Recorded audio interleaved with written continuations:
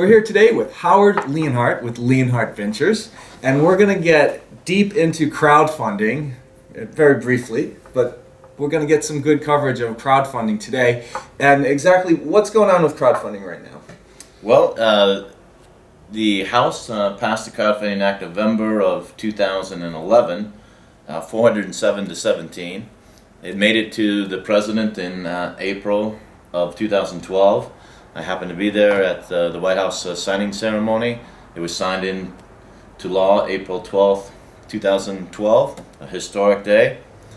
And the Congress in the bill gave the SEC till December 31st, a congressional mandate to finish the rules to implement the law by December 31st.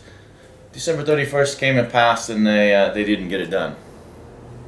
So, you are the California States Spokesperson for the Jobs Act, yes? I was given that position by the Startup America Partnership, which is a public-private partnership to develop ecosystems for startup companies around, or for startup communities around the nation. It was initiated by the White House, and Kauffman Foundation and Case Foundation picked it up.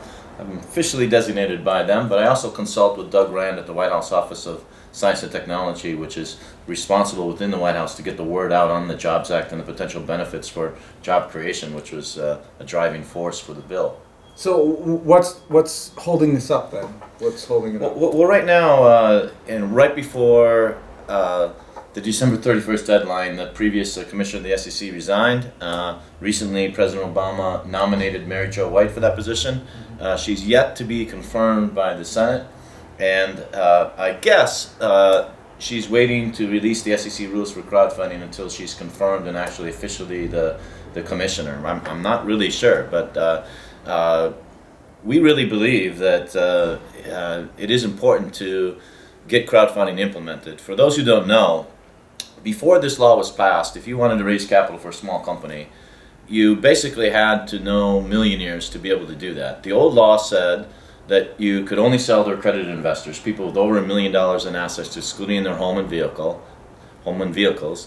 and that you had to have a substantial pre-existing relationship with them. So you couldn't just advertise and find millionaires through public advertising. You had to already know them. And the data shows that this had a particularly harsh effect on women, minorities, youth, and people that came from middle class, working class, or blue collar families, because they tended not to be in those circles with those millionaires. Again, the previous law said you had to have a substantial pre-existing relationship with a millionaire. If you actually sold to a millionaire and your stock and the SEC was able to prove, or state authorities were able to prove, that you did not have a relationship with them before you sold the stock, you could have actually been fined or even possibly go to jail.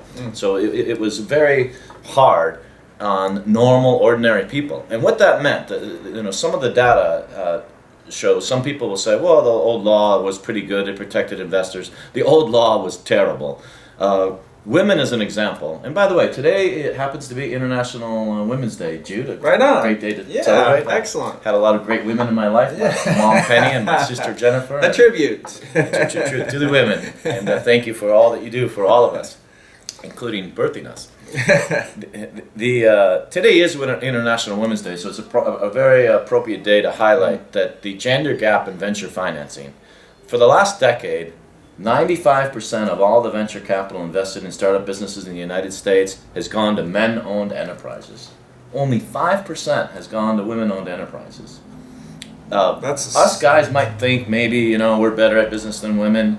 It maybe is not true, but we might think that. And that might justify a slight favoritism to men-owned businesses getting financed. But there is no logical reason for a 95-5 gap.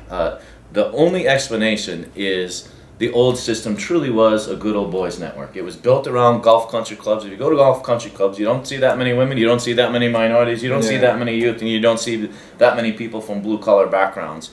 And that's where the financing got done. And the reason it got done there is that the old law said you had to have a substantial existing relationship. A lot of these guys who paid their $30,000 memberships to the Riviera Country Club, they had that in mind when they were paying the membership. It wasn't necessarily that they liked golf. They wanted to buy their way in to have those relationships to fit within the law to raise capital. So maybe more women should play golf.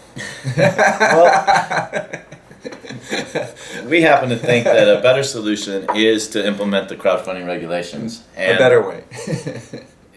Mary Jo White, welcome to your position as commissioner. We know that you're going to be confirmed by the Senate very soon, and we know that you care about women, you care about capital raising, you also want to be protective of investors.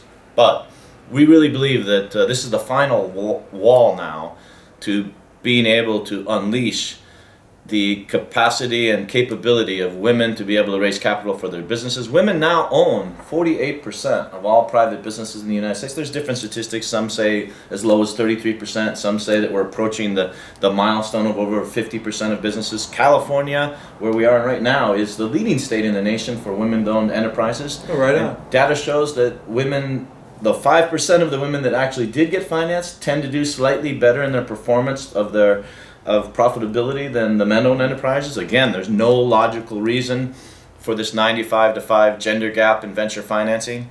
And Mary Jo White, we'd like to politely send you a message today in the spirit of President Reagan, who asked President Gorbachev to tear down that wall. Mary Jo White, today we would like to ask you to tear down that wall that is blocking our way to crowdfunding. Please.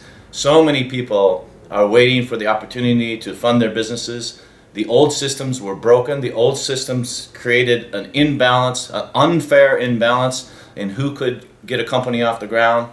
Today is International Women's Day. We'd love for today for you to announce that crowdfunding is now active. The rules are published, and the immediate publication of the rules should be enable people to begin crowdfunding immediately. If there needs to be corrections, if there needs to be adjustments, they can be made at a later date. But Mary Jo White, please tear down that wall that's blocking crowdfunding. Thank you very much. Excellent. Very good. There you go. Tear down that wall, and thank you for all your crowdfunding information today. It's fantastic, and we're going to get this out there to the people so that they all know about this. Thanks for joining us today.